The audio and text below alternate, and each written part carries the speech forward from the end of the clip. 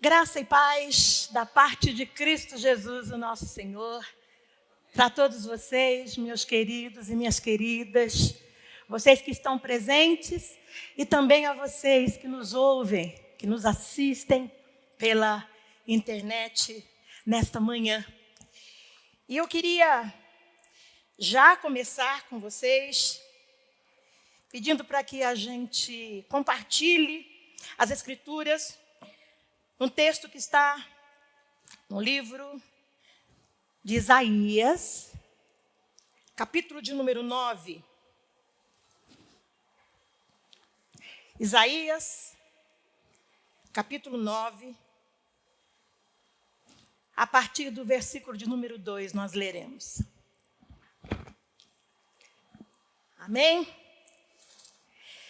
Dizem assim as Escrituras: o povo que caminhava em trevas viu uma grande luz. Sobre os que viviam na terra, da sombra da morte, raiou uma luz. Fizeste crescer a nação e aumentaste a sua alegria. Eles se alegram diante de ti, como os que se regozijam na colheita, como os que exultam quando dividem os bens tomados na batalha, pois tu destruíste o jugo que os oprimia, destruíste a canga que estava sobre os seus ombros e a vara de castigo do seu opressor. Como no dia da derrota de Midian, pois toda bota de guerreiro usada em combate e toda veste revolvida em sangue serão queimadas como lenha no fogo.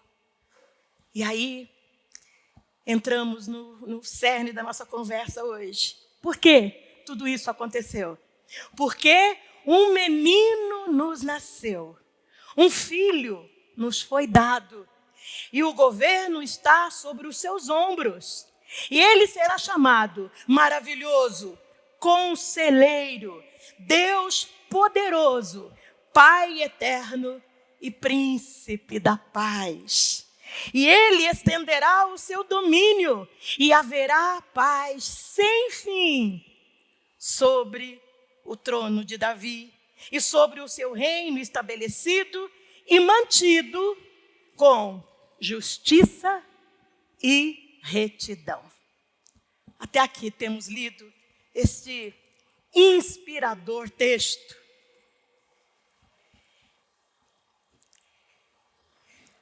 Então, celebramos o Natal. Para algumas pessoas, foi um tempo de festa, um tempo de legítima alegria familiar.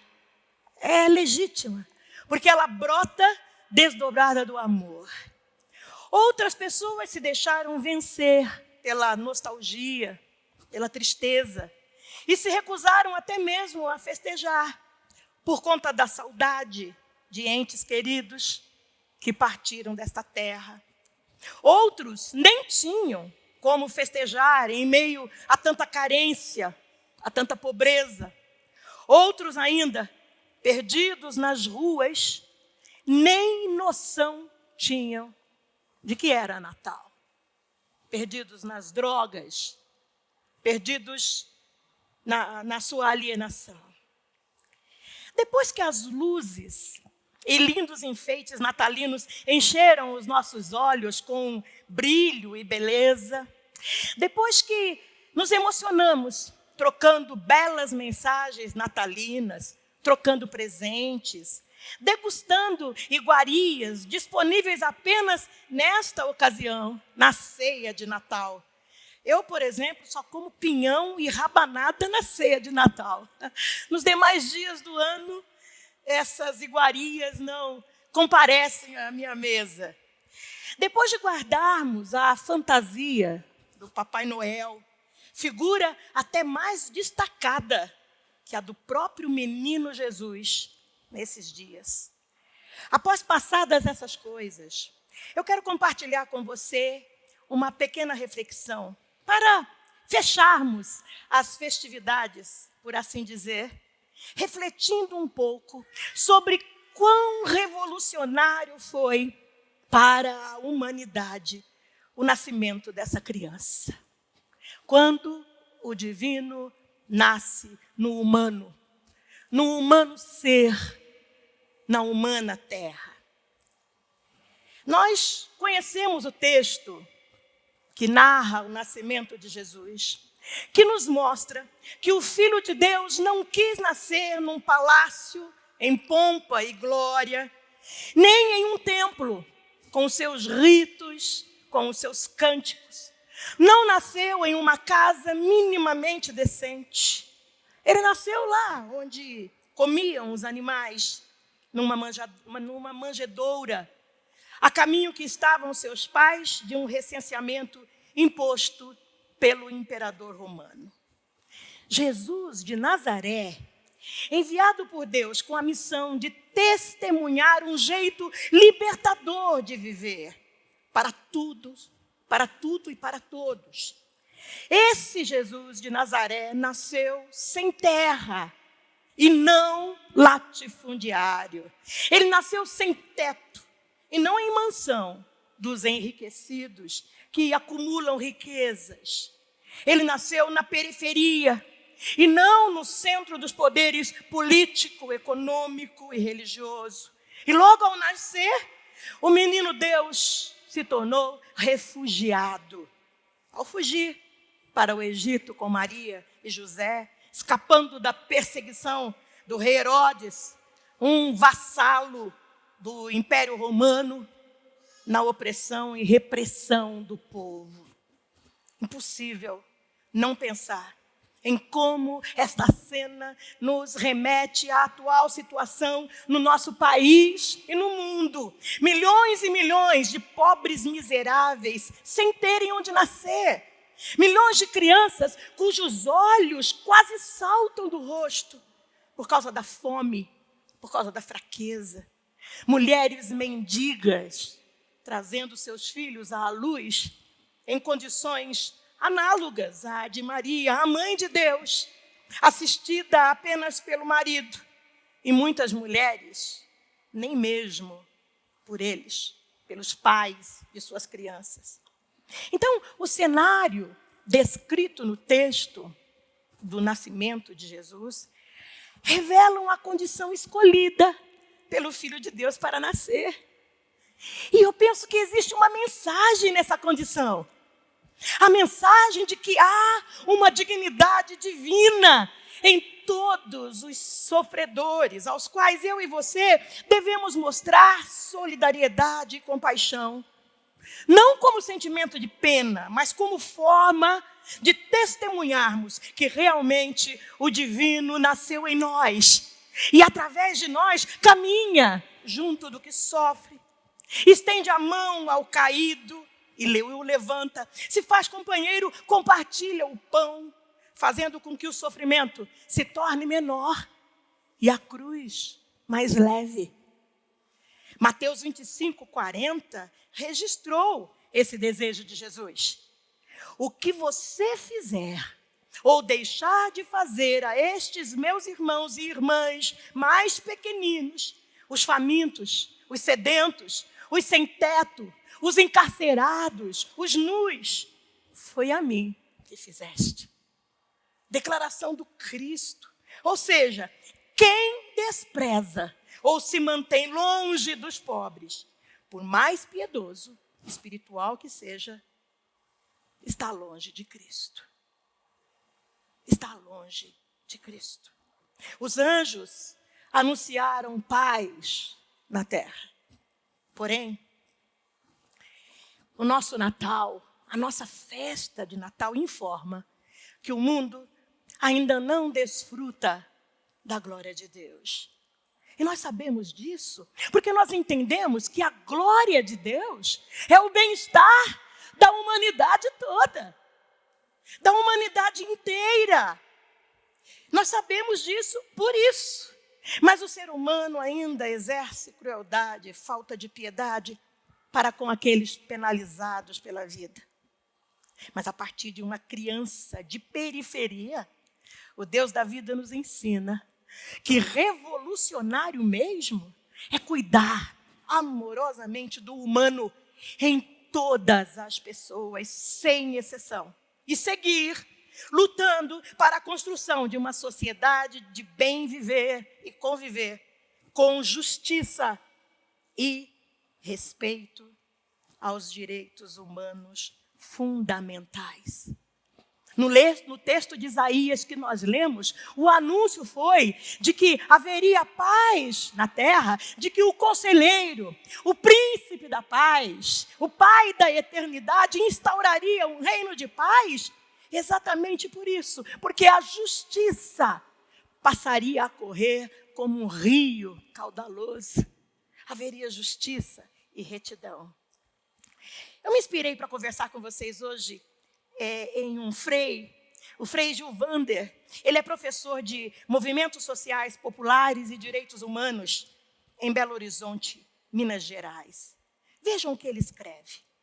Jesus de Nazaré nasce nas brechas de uma sociedade escravizada pelo imperialismo dos romanos e discriminada pelo poder religioso do sinédrio comandado por uma elite econômica, os saduceus na época, que usava a religião para marginalizar os empobrecidos e os adoecidos, impondo a covarde lei que dividia as pessoas entre puras e impuras. Os ricos e sadios eram considerados puros e, por isso, abençoados, enquanto os empobrecidos, escravizados, adoecidos, os órfãos, as viúvas, os estranhos, os diferentes dos considerados normais, eram tidos como impuros e, por isso, malditos. É tempo do Natal de Jesus Cristo. Tempo para reconhecermos e celebrarmos o divino encarnado no humano. Celebrarmos o mistério de infinito amor do Deus que se apaixonou pela humanidade, deixou o céu, está em todo o universo e armou a sua tenda, sabe onde? Sabe onde? Entre os empobrecidos e os injustiçados, com o propósito claro de denunciar toda e qualquer forma de opressão, de construir libertação de todos e tudo, e assim motivar a mim, motivar a você, nos inspirar na luta pela concretização de uma utopia, por assim dizer, construir um novo céu e uma nova terra, libertando a gente das ideologias dominantes, governamentais, que desfilam um monte de mentiras que oprimem e matam o povo. E muitas dessas ideologias e ações, pasmemo-nos nós, feitas, realizadas em nome de Deus. Em nome do Deus que não tem outro interesse na nossa direção que não nos amar e desejar o nosso bem. Ao assumir a condição humana a partir de uma criança empobrecida, o Deus da vida nos ensina que, de fato, toda pessoa humana é imagem e semelhança de Deus, como lemos em Gênesis 1:27. Atualmente nós estamos em um contexto antinatal do capitalismo, alardeado pelos arautos do mercado idolatrado, entre os quais está a figura do Papai Noel, esse idoso velhinho de bom ar, de ar bondoso, mas que foi criado para seduzir as crianças e as famílias para consumirem, até se consumirem e se desumanizarem gradativamente. Mas a boa nova natalina é que ainda está em tempo de construirmos um mundo de justiça e paz para todos e tudo. Essa esperança se mantém viva, porque o divino continua a nascer no humano. O divino não abre mão do humano. O divino é extremamente apaixonado pelo humano. E o humano é a menina dos olhos do divino. Glórias a Deus por isso. Sendo assim, meu querido e minha querida, permita que a consciência do divino nasça em você, não apenas no Natal. Que nasça em mim, não apenas no Natal, mas sim todos os dias. Que essa consciência nasça em nós o ano inteiro. E o apelo que eu faço a você, que eu faço a mim, no final desta reflexão, é para que a gente mantenha ardendo em nós o mesmo sentimento que ardia no coração deste que nasce em nós. Uma santa indignação contra injustiças sociais. Há que haver espaço em nós para isso. Não é para tirarmos o brilho da festa natalina, não. É apenas para refletirmos e pensarmos, como disse um poeta circulando aí nas redes sociais, que o valor de um saco de presentes não seja mais pesado que o da cruz. Então, que arda em nós essa santa indignação. Sabe por que eu penso nisso? Eu creio nisso. Porque quando o divino nasce no humano, ele torna o humano bem-aventurado.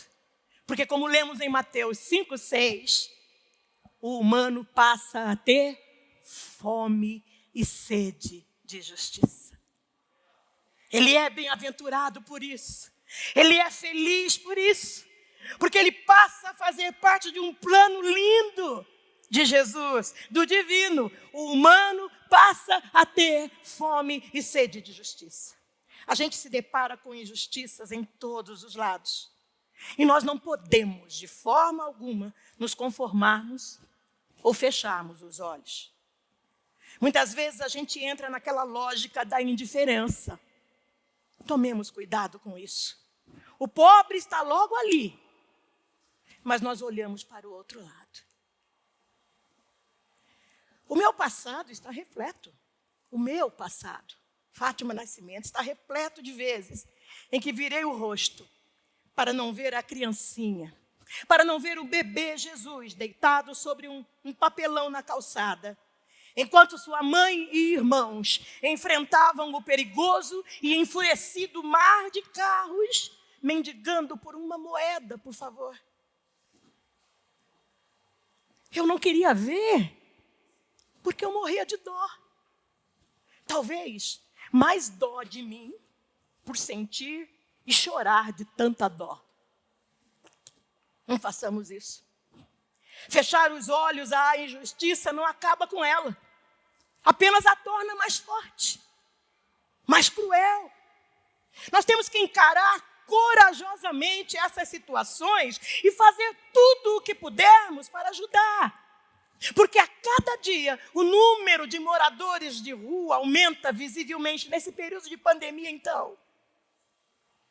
Quão terrível tem sido os cenários em qualquer lugar que a gente vá nessa cidade de São Paulo. Aumenta visivelmente porque a pobreza se alastra sem barreiras que a detenham. Segundo o Papa Francisco, o primeiro passo para caminharmos em direção a um mundo mais solidário é combatendo a indiferença. E a indiferença se manifesta de diferentes formas. Talvez você possa pensar, eu não sou indiferente. Eu, quando passo por alguém assim, meu coração fica apertado. Quando eu vejo crianças nos faróis pedindo ou largados ao léu, eu sinto, eu não sou indiferente. Mas veja, a indiferença se manifesta de diversas formas. Ela se manifesta no olhar do lado. É quase que instintivo. A nossa mente, as nossas emoções sofrem uma blitz. E é pesado demais, é doído demais ver aquilo. E aí a gente tem uma tendência a desviar o olhar daquela cena tão dolorida. No sentimento de pena, também pode residir a indiferença. Porque sentir pena também dói. E o meu coração quer ficar em paz. Então, uma maneira de eu não sofrer essa dor é sentir pena e seguir a minha vida. Eu já senti pena, já está de bom tamanho. Não, não está. A indiferença também se manifesta na doação do que não serve mais. A indiferença também se manifesta na falta de tempo para fazer o bem. E até mesmo nas ações vazias de amor. Nós sempre podemos fazer algo. Ações pequeninas que sejam. Estive pensando em ações que nós fazemos, alguns já fazem, e que talvez outros não façam, mas que podem fazer, por exemplo, levar conosco sempre que saímos algum alimento, alguma peça de roupa, coberta. Fazem a diferença. Sabe por quê? Porque nenhum desses itens que você levar consigo em uma sacola ou no seu carro voltarão com você para casa. Não voltam. Não voltam porque nós tropeçamos em Cristos pelas calçadas, em qualquer hora do dia, em qualquer hora da noite. Pessoas que recebem o que você dá e elas olham para você e dizem, Deus te abençoe. Já viveram essa experiência? De passar pelas pessoas, de você estender a mão, fazer alguma coisa ou dar um dinheiro, e você recebe de volta o olhar daquele mendigo, daquele desabrigado, daquele abandonado pelo sistema, e ele diz para você, muito obrigado, Deus te abençoe. Visite quem precisa de consolo. Procure instituições que levam Deus a sério e contribua com tempo, dinheiro, produtos. Você conhece bem o nosso Instituto Coexistência? Como betesdense que você é? E o nosso projeto O Espelho Meu, que também enxuga lágrimas, coloca mantos de dignidade sobre a mulher cuja vida se encontra sem sentido. Envolva-se, ajude, faça a sua parte. Celebramos o Natal, o divino nasceu mais uma vez em você, em nós. E quando o divino nasce no humano, o humano se levanta, como se levantou o divino sobre a face da terra. Salmo 11, versículo 5. Por causa da opressão do necessitado e do clamor do pobre, me levantei, diz o Senhor. Eu os protegerei e salvarei a quem por isso anseia. Esse único versículo nos informa por que Jesus se tornou gente como a gente e veio ao mundo movido pela compaixão. Nasceu em resposta ao clamor dos oprimidos, dos desvalidos, enxotados por uma sociedade na qual a classe dominante impunha pesados fardos sobre camponeses, pescadores, pastores, artesãos e outras categorias de trabalhadores. Altíssimos impostos eram cobrados pelas autoridades governamentais, enquanto que contribuições financeiras eram exigidas pelos líderes religiosos da época, que deturpavam a palavra de Deus para se satisfazerem em sua ganância e cobiça, enquanto o povo pobre sofria com a miséria. Os ricos se deleitavam em suas riquezas, ignorando esses pobres explorados. Qualquer coincidência, ou melhor, qualquer semelhança, não é mera coincidência. Desde o seu nascimento, o Jesus de Nazaré se voltou para essa classe de gente. E como seus seguidores, como seus imitadores que somos, é para lá que o nosso olhar deve estar voltado também. É para lá.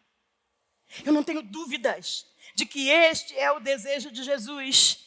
Por isso e para isso ele se fez gente, para nos humanizar, para nos emprestar seus olhos que sempre foram atentos à dor da pessoa oprimida, para nos emprestar seu coração ardendo de amor, buscando pelo humano perdido em seu egoísmo, em sua indiferença, para nos emprestar seus braços sempre estendidos na direção do aflito, do sozinho, do sem-teto, do sem opção, dos que nada são, sempre com a divina intenção de restaurar-lhes a dignidade de filhos e filhas que são de Deus. O Deus que nasceu no humano para torná-lo divino e, quando o divino nasce em nós, nos leva a um lugar em que um projeto como esse, de casas emergenciais, em que a nossa Bethesda e o nosso Instituto Coexistência estão envolvidos, torna-se o projeto de cada um de nós. Não há saída. Não é algo para se pensar. Não é algo para se conjecturar, será que sim, será que não? É para ser, é para fazer, é para se envolver. É para se envolver. E nossos esforços, por menores que sejam, têm o poder de tirar um Cristo de sobre um fino papelão e de debaixo de uma fina cobertura plástica. Havia anos eu não ia à Praça da Sé. Semanas atrás eu precisei levar uma irmã lá para resolver uns problemas que ela tinha nas imediações.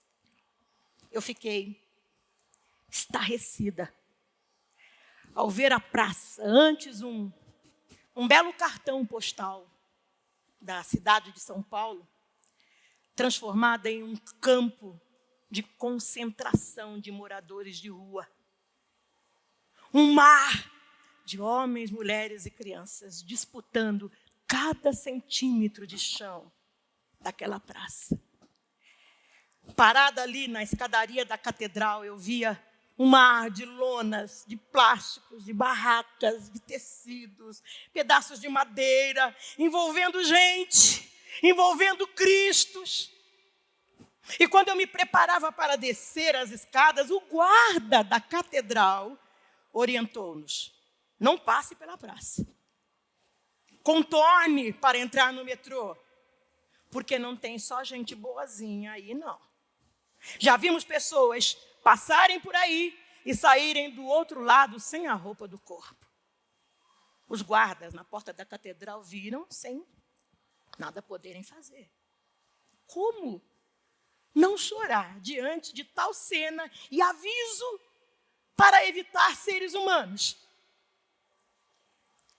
Segundo o guarda, pessoas boazinhas viviam misturadas com outras a quem o sofrimento fez perderem o senso de moralidade.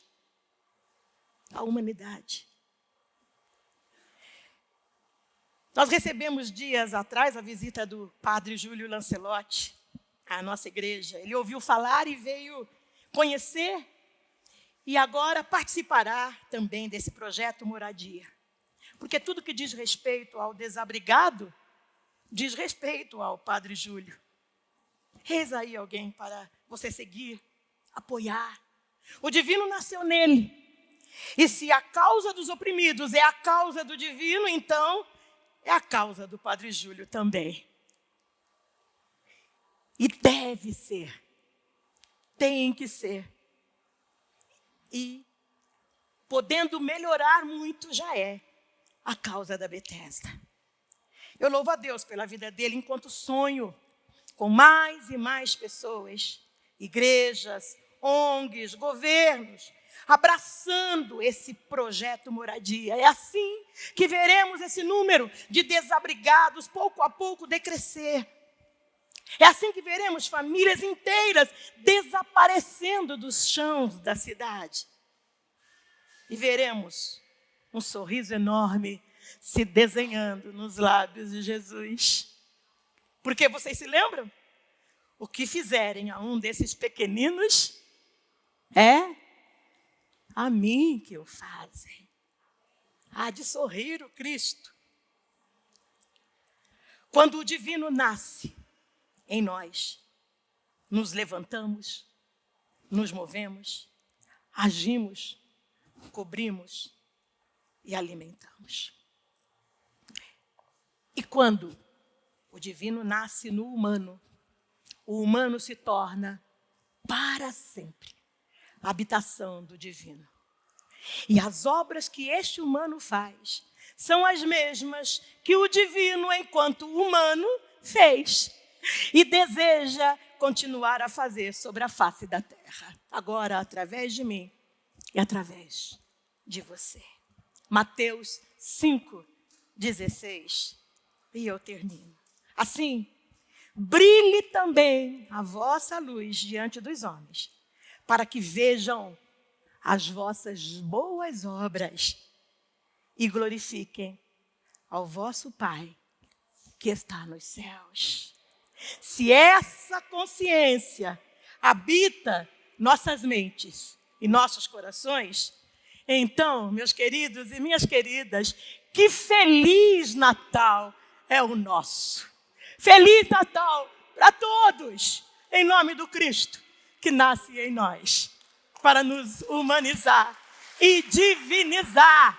Glórias ao Deus de toda a vida. Amém, meus queridos. Amém.